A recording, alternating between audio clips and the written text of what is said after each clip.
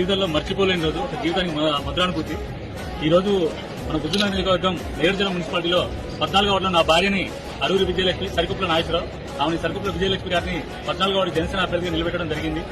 ఈ రోజు జనసేన హుజూర్నగర్లో గెలిచింది, తెలంగాణలో గెలిచింది, నలుగురులో గెలిచిందంటే ఇది నాకు మా పవన్ కళ్యాణ్ గారికి గిఫ్ట్.